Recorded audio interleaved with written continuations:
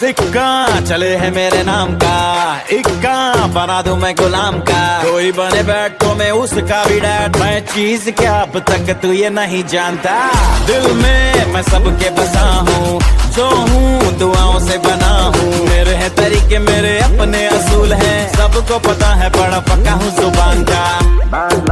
मुझे नहीं पता कि लोग आर्यन से नफरत क्यों करते हैं, ना ही उसके लुक्स बुरे हैं और ना ही उसका बिहेवियर। हाँ, वो बात अलग है कि वो पॉइंट टू पॉइंट बोलता है, बात चाहे जैसी भी हो सीधा मुंह पे बोलता है। एक ऐसा बंदा जो किसी से भी नफरत नहीं करता, एक ऐसा बंदा जिसके दिल में हर किसी के लिए प्यार और रिस्पेक्ट है, एक ऐसा बंदा जो खुद अपने हेटर्स को प्यार से समझाता है, एक ऐसा बंदा जिसने बीटीएस को बनाया है, जिसने बीटीएस को संभाला है। तो अगर फिर भी तुम आर्यन से नफरत करते हो, then you need to educate yourself as much as possible।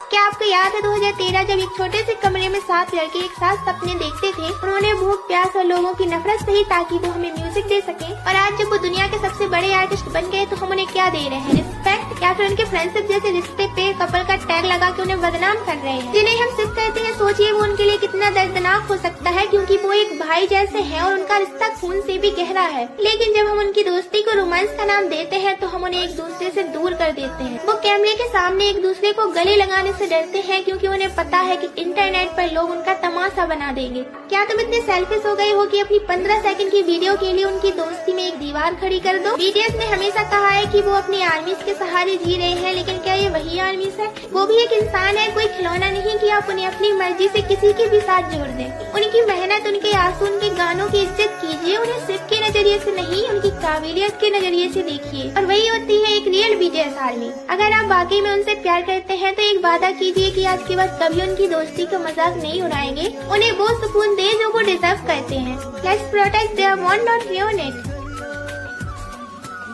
जिंदगी से कभी हारना मत, क्योंकि आप एक ऐसी फैंडम का हिस्सा हो जिसने कभी भी लाइफ में हार नहीं मानी। जब कभी खुद से नफरत होने लगे तो जिन को याद कर लेना। इस इंसान ने सिखाया है कि कैसी भी सिचुएशन क्यों ना आ जाए, खुद से प्यार करो। खुद से प्यार करना बेहद खूबसूरत एहसास होता है। जब भी कभी जीने की वजह खत्म हो जाए तो सुगा को याद कर लेना। इस इंसान का पूरा कंधा इंजर्ड हो गया था, वो भी उस टाइम जब इसने डेब्यू भी नहीं किया था। तब इसके पास कोई नहीं था इसे समझाने वाला, लेकिन उसके बाद भी इसने हिम्मत दिखाई, वो हिम्मत दिखाई और आगे बढ़ा। और आज आप देखेंगे कि सुगा को पूरी दुनिया जानती है। एक जमाना था जब इसने 2 रुपए की नौकरी की थी और आज ये मिलेनियर है। अगर कभी किसी के लिए मन में हेट आए तो आर्यन को याद कर लेना। ये एक ऐसा इंसान है जिसने लोगों ने फैंडम छोड़ने की धमकी दे दी, लोगों ने फैंडम छोड़ भी दिया, बट आज भी ये इंसान अपनी बातों पर अटल है और वो यही कहता है कि वो फिर से मेहनत करेगा कि जो लोग फैंडम छोड़ के गए हैं वो फिर से आ जाएं। मैं उन्हें फिर से लौटाने की कोशिश करूंगा, मैं मेहनत करूंगा, मैं उन्हें प्यार करूंगा। एक बार भी इस इंसान ने किसी को गलत नहीं बोला यार।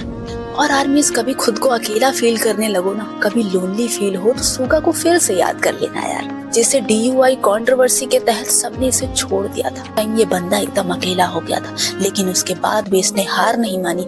और आज आप देखेंगे कि लोगों ने उसे बहुत बदनाम किया, लेकिन वो अकेला लड़ता रहा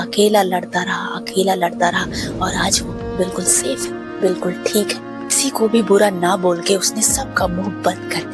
और कभी जिंदगी बोरिंग लगे और जिंदगी जीने में मजा ना आए तो हमारे जिमिन और जंगकुक को याद कर लेना, क्योंकि जीना तो यही दोनों बंदे सिखाते हैं। एक एक घड़ी को कैसे एंजॉय करना चाहिए, एक एक घड़ी को कैसे स्पेशल तरीके से जीना चाहिए, ये हमारे जंगकुक और जिमिन सिखाते हैं। और अगर कभी ऐसी सिचुएशन आए